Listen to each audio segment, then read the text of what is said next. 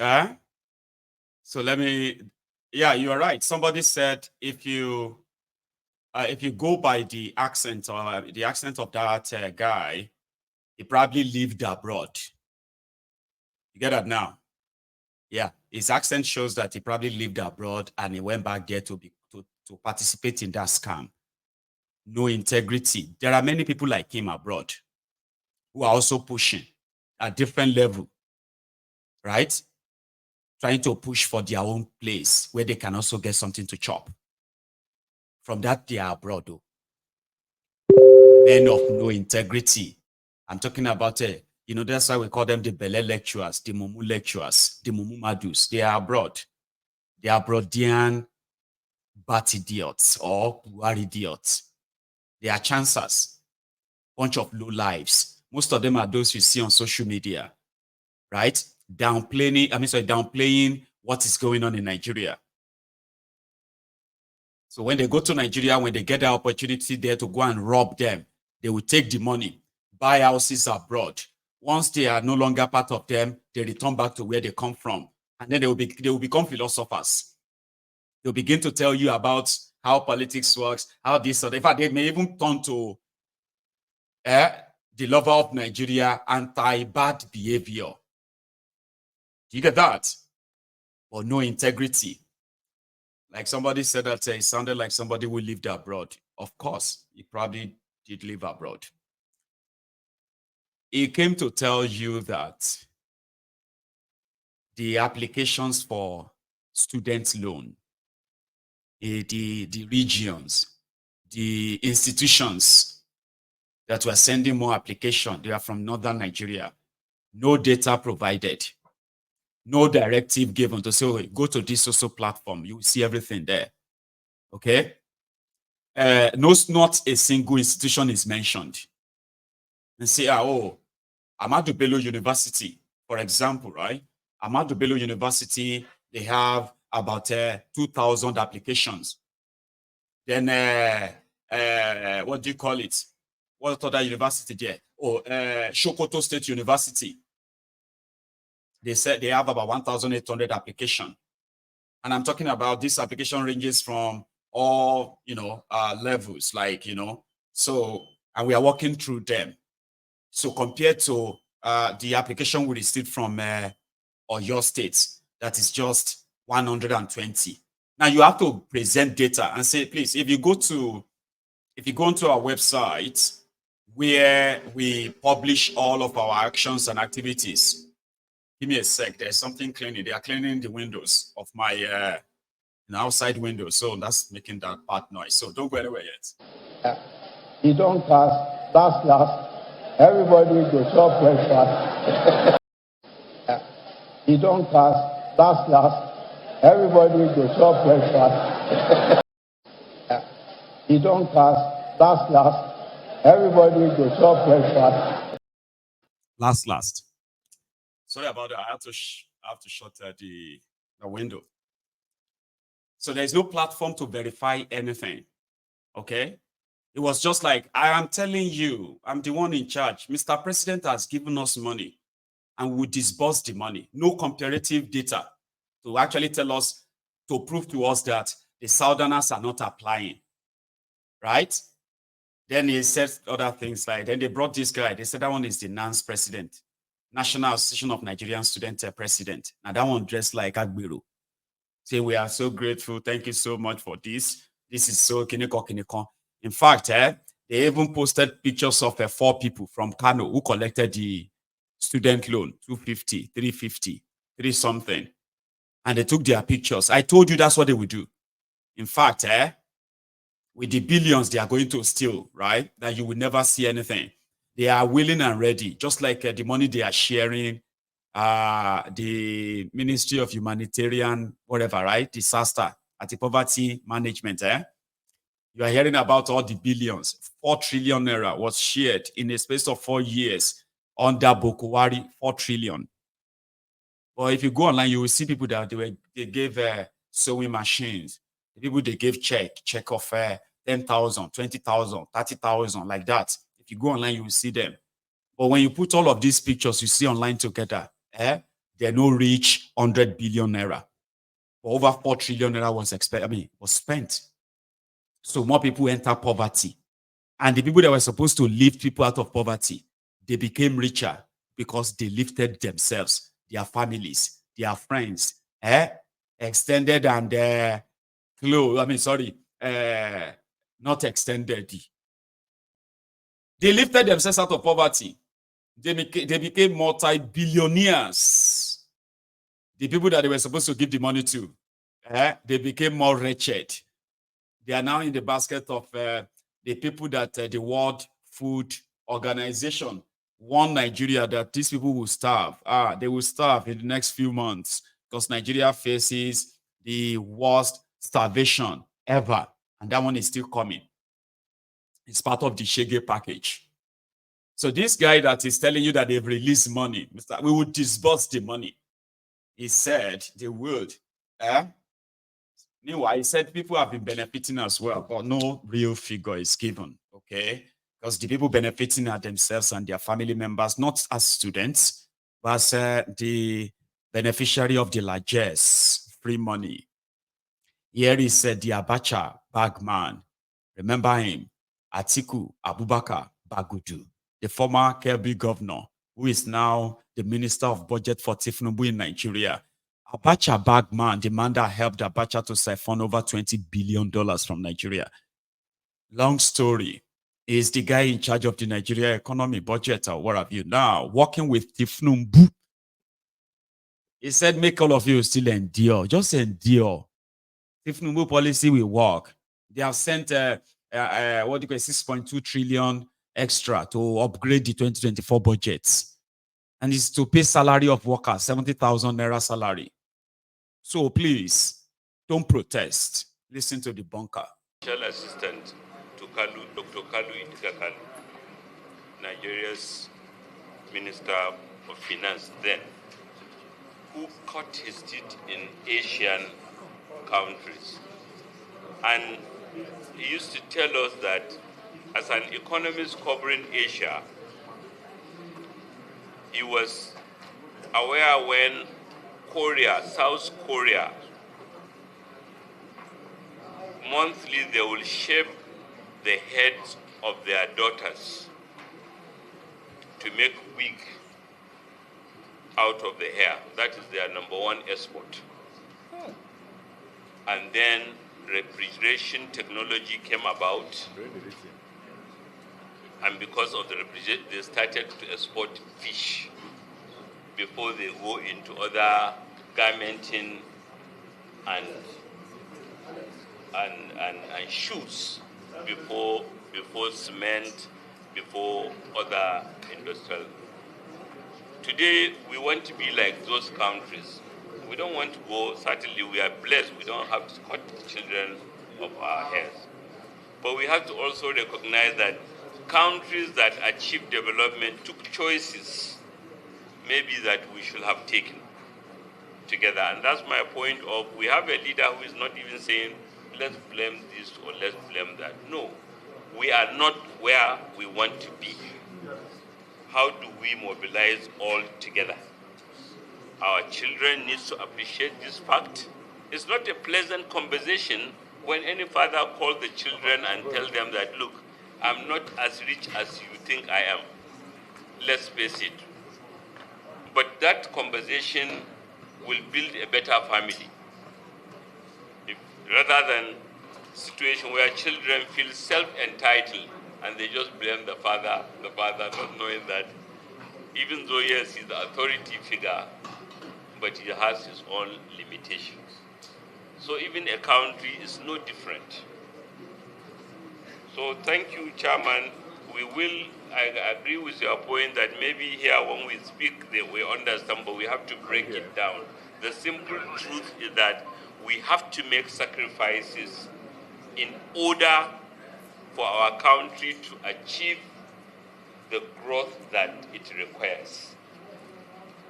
Those countries whom we are teaching our children have achieved this, have achieved that. We should stop comparing them ourselves to where they are today. But what choices did they take in the past? to bring them to where they are.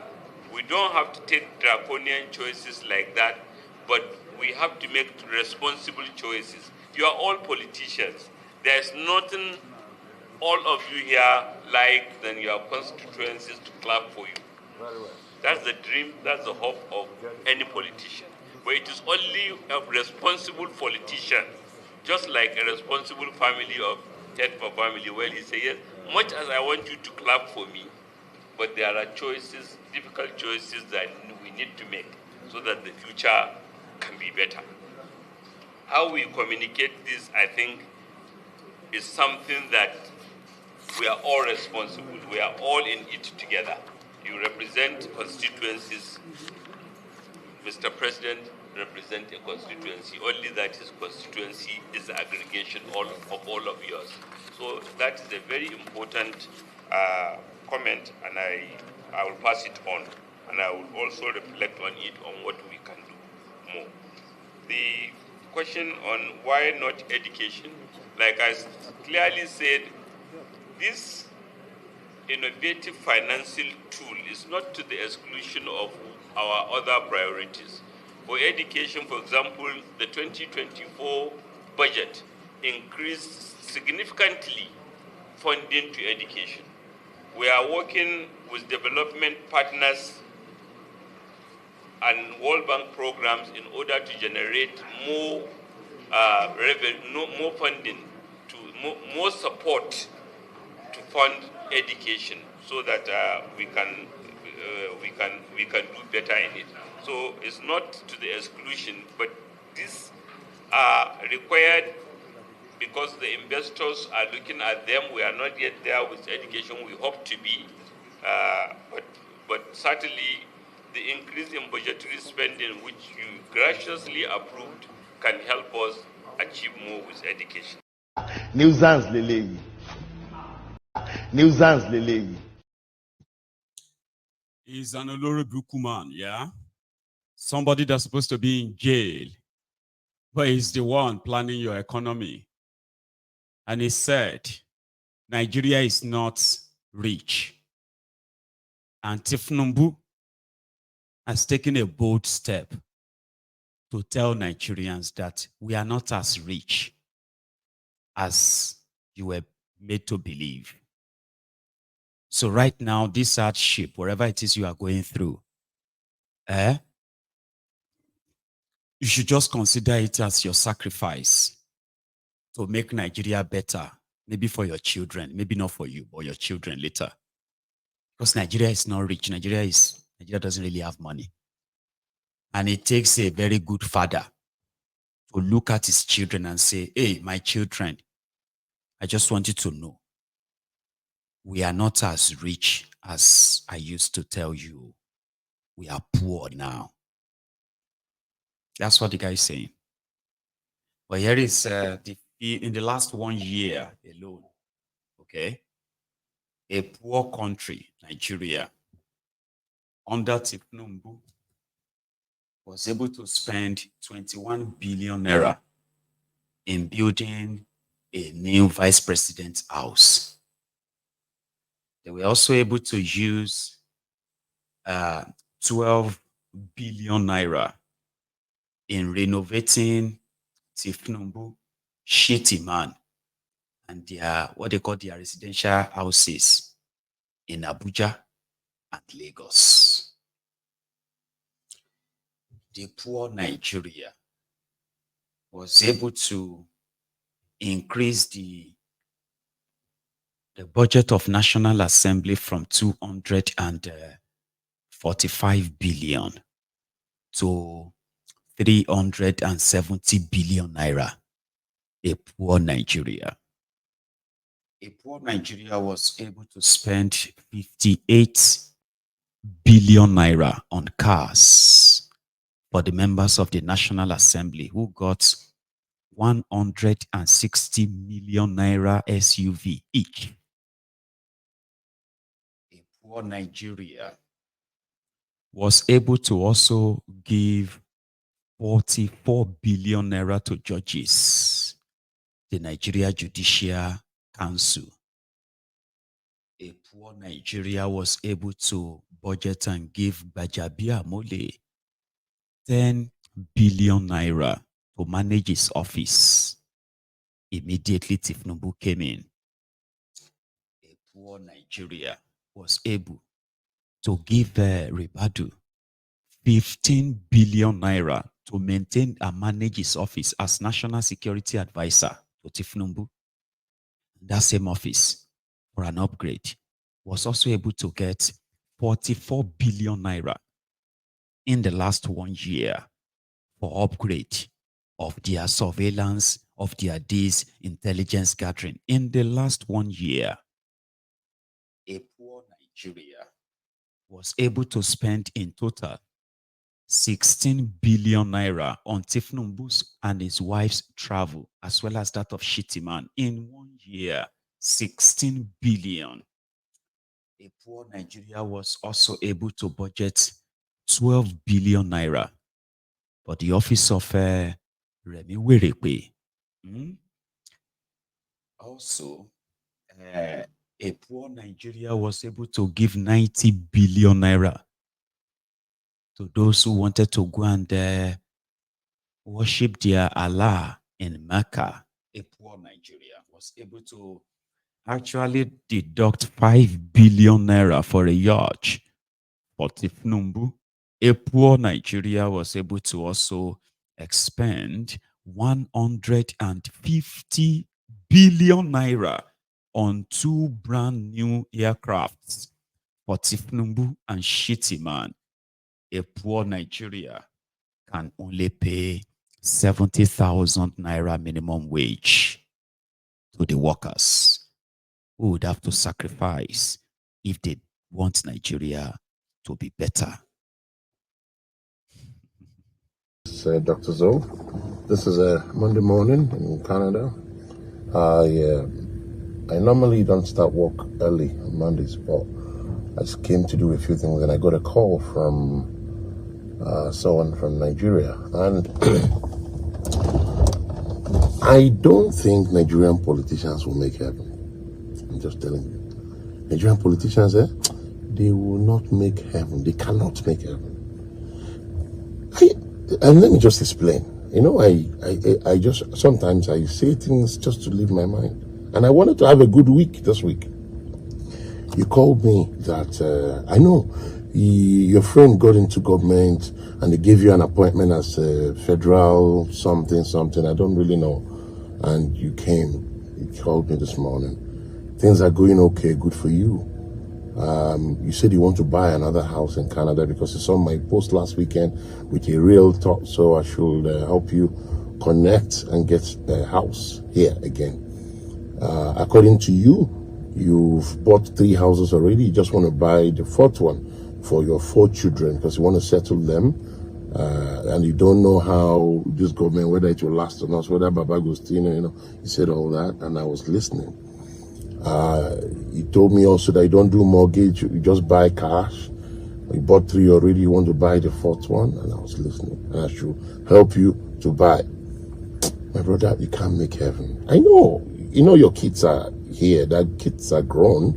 I knew you way back from Nigeria. They're probably going to be listening and watching this video too. And your wife too. You know what you got. I told you, I said to you that I think Nigeria is difficult now because the youths want to demonstrate end of this month. There's a lot of hardship. Gas, petrol is expensive. Food is expensive. He said, we in diaspora always think Nigeria is bad and it's not as bad as we think. My brother, over 100 million Nigerians have camera phone. Social media, we see these things now. We see things are bad. We feel it. We have people back home too. It's not diaspora thing.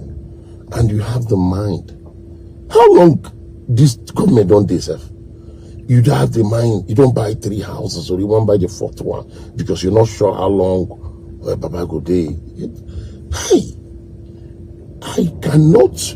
I don't see the pathway that you will make heaven. I'm telling you. And you guys have to listen. Don't do what you're going to do, and the people after you will suffer. I'm not saying, listen, I know you're not Jagaban, you're not the president, I know that one, and you're not a governor. I think give you some federal post.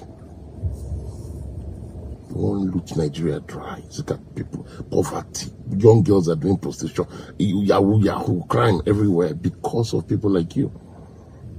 But make I tell you, that phone, caught, na me caught her. Because I don't want you to call me again. So that when God go to send in punishment to you, he would not say that Dr. Zoe overheard or that I connected you. If you want to a real Togo, Henry's on my page, can go to him directly. No, I won't give you any connect. I'm telling you, I don't want to deal with people like you. You're heartless. And like I say, I can't see a pathway through which you can make heaven. You cannot make heaven. You Nigerian politicians, you guys are too mean. Okay, assuming you still the one that will do just you and your family, you guys will still the one that will do generations and leave the other people in swallow. That's wrong. I don't want to, as I said, this is Monday morning. I don't want to start the week. Don't call me again, please, I'm begging you. Go and look for where you're going to dump your money. I don't want to have anything to do with it. Because the prayer, where people they pray for you for that country, my brother, be better prayer. Be better prayer. Politicians, you guys have to think twice. And for the youth that are demonstrating, I'm with you guys in spirit. You guys should do protest. It's to suffer too much. I'm saying it. But if I come back to Nigeria, they will hold me at the airport. Myself, I'm a Canadian. I get my Canadian ballet now. You will explain to Canada what happened to their Peking. I will say it. You guys will not make heaven, Nigerian politicians. You guys are too mean. That's what they do. They take more than what they need. Kleptomaniacs. They take things they don't need. If you say because you are poor, and then you are stealing the public fund. So what happened to when you have now gotten what you once prayed for? Shouldn't that kind of make you feel like, okay, I'm going to stop? But they can't stop. I told you, if you don't stop them, they will never stop. And their life depends on it too, just so you know. And that is why when this guy was making that threat, Tifnumbu's, this guy, when he was making this threat, he said, he called those who want to burn the country down, under whatever guys will meet the strongest resistance of their lives, not from security agencies, but from the silent majority that gave their mandate to Tifnumbu for 4 years in the first instance. They will receive like that. This is just the first one. They will give them again. So now, what they are believing or waiting for is that the people they will pay, those ones are going to be the real Nigerians who are going to resist them. Mokuna put it. Because that's what I heard people say now. They say, okay, let them put Ed. He will come out and say, what exactly? Say that everything is fine. We shall see, right? Well, let's leave that for now, okay? So, Dangote and the people that are tormenting him, they have decided to meet. So they met yesterday. And the guy on the right is the guy that said Dangote refinery is not ready, which is true. Then he said Dangote's products is low quality, and that has been disputed so far, but they have called a meeting. So the guy next to him is Melek Yari, the guy that sold NNPC Nigeria and turned it to NNPCL. Okay. The ones that were supposed to have given Dangote, the man in the middle, to have given him 1.5 billion that was supposed to buy them 20% stake in Dangote's refinery. Somebody said it was actually 2 billion.